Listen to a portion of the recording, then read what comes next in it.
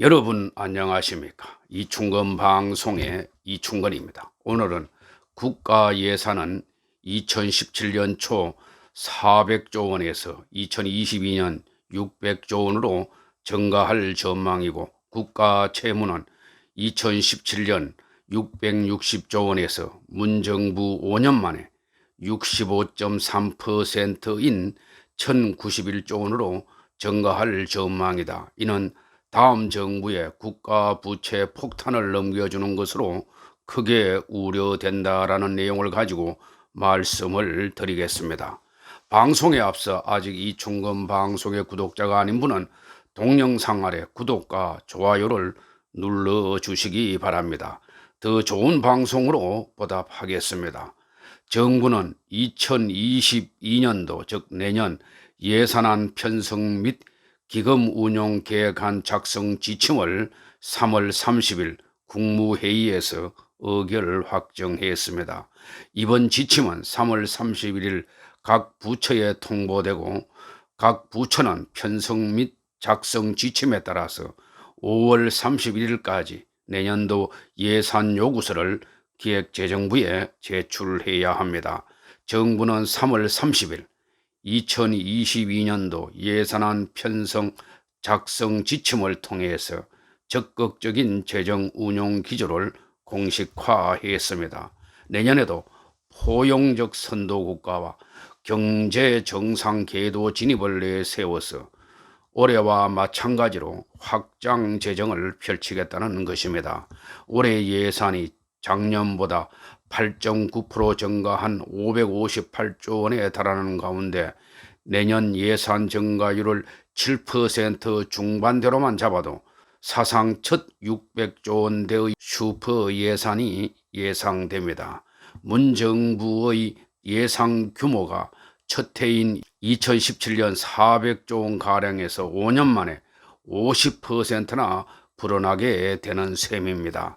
또 정부는 내년에 영아수당과 상병수당 등 각종 현금성 복지 사업을 대폭 늘릴 계획입니다. 0세에서 1세 영아에게 월 30만 원씩 지급하는 영아수당은 앞으로 5년 동안 3조 원의 예산이 투입될 것으로 전망됩니다. 이는 전 세계에서 우리나라 출산율이 0.84명으로 최하위인 점을 감안하면 필요한 수당으로 생각됩니다.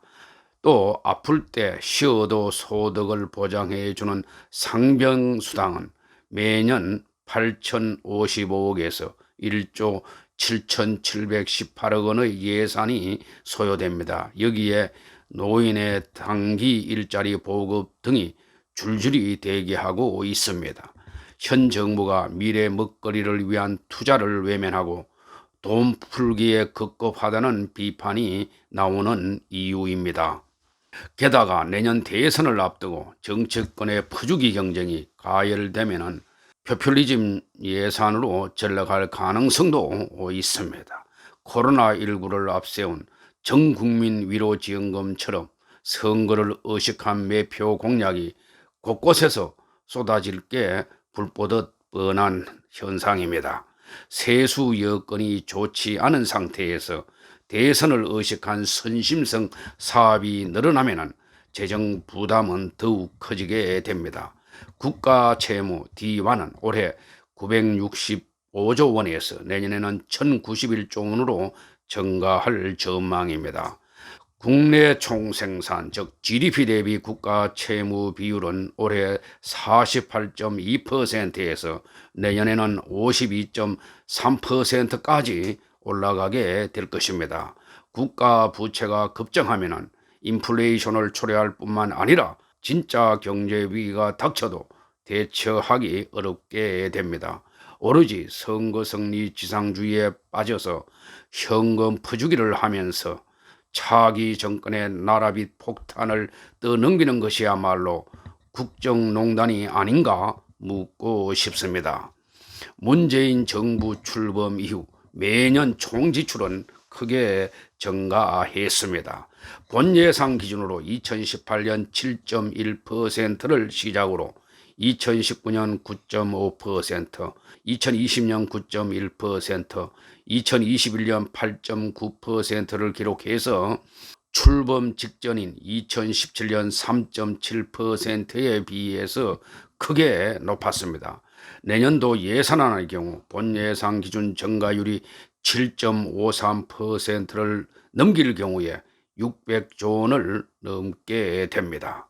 지난 2월 25일 국회가 14조 9천억 원 규모의 올해 첫 추경안을 통과시키며 올해 추경안을 포함한 예산안 규모는 572조 9천억 원까지 증가했습니다. 향후 코로나19 전개 상황에 따라서 추가적인 추경안 편성 가능성이 제기됩니다.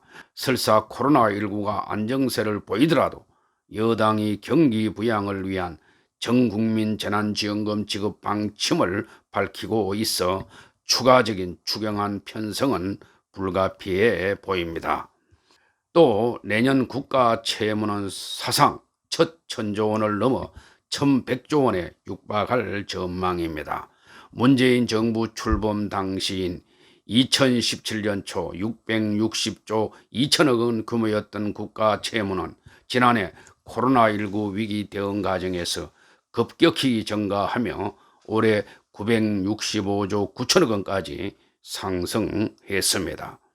당초 기획재정부는 지난 9월 발표한 국가재정운용계획에서 내년 국가 채무를 1,070조 3천억 원으로 전망했지만은 본 예산 정액과 두 차례의 추가 경정 예산 편성으로 내년 국가 채무 전망치가 1,091조 2천억 원으로 될 것 같습니다. 이에 따라 정부는 재정의 적극적 역할과 함께 강력한 지출구조 조정을 통한 재정 혁신도 천명했습니다.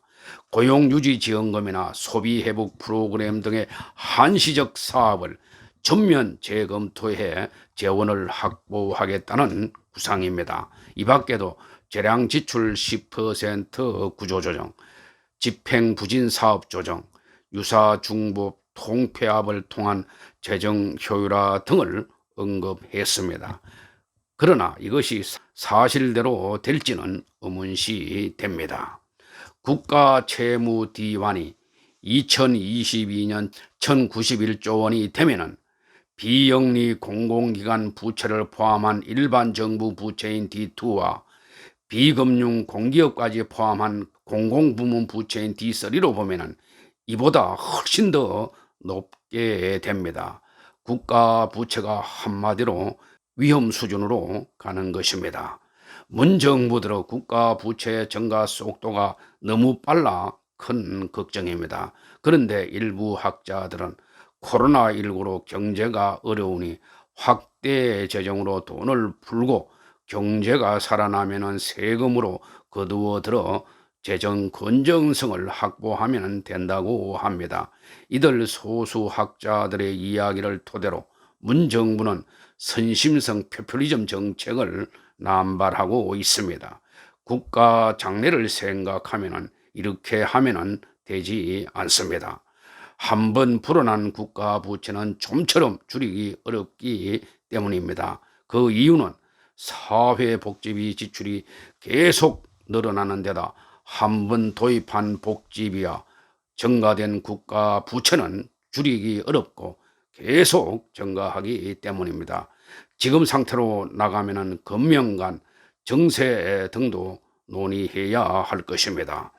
최근 문 정부의 행태를 보면 대통령 임기 5년 동안 인기 영합의 현금성 포퓰리즘 정책을 실시하여 인기를 얻고 국가 부채는 다음 정부에서 알아서 하겠지라고 생각하는 것 같습니다. 이는 미래 세대와 젊은이들에게 죄를 짓는 것입니다. 재정 준칙이란 다양하게 정의되지만 일반적으로 국가 채무와 재정 적자 비율을 GDP의 일정 수준 이하로 관리하도록 법으로 강제하는 것입니다. 우리나라는 한국경제연구원에서 여러 번 분석한 바와 같이 GDP의 40%선 많아야 50%선 이내를 지키는 것이 필요할 것으로 보입니다. 요즘과 같이 코로나19를 핑계로 1년에 적자 국채를 몇 번이고 발행하여 미래 세대에게 국가 부채를 증가시키는 행태를 막아야 합니다. 정치권은 표심을 얻기 위해서 공짜 돈인 양 돈 뿌리기 경쟁에 나서고 있습니다. 큰 문제입니다. 문 정부는 해방 이후 2017년 초까지 국가 채무 D환이 약 660조 원이었는데 문 정부 5년간 약 1100조 원대로 증가하여 문 정권 5년 동안 약 440조나 증가시킬 전망입니다. 해방 이후 2017년까지 약 72년간 국가 채무 660조 원의 65.3%에 해당하는 금액을 단 5년간 증가시킨 것입니다. 이는 젊은 층과 미래 세대에 큰 죄를 짓는 것으로서 지금부터라도 재정 건전성을 위해서 노력을 해야 합니다. 다음 정부부터는 국가 부채 관리를 효율적으로 해야 하지 잘못하면 외환 위기 상태로 갈 수도 있다는 것을 명심해야 할 것입니다. 또 국가 부채 급증의 시발점은 문 정부부터였다는 사실을 국민 모두가 알고 있다는 것도 명심하길 바랍니다. 오늘 방송은 여기서 마치겠습니다. 감사합니다.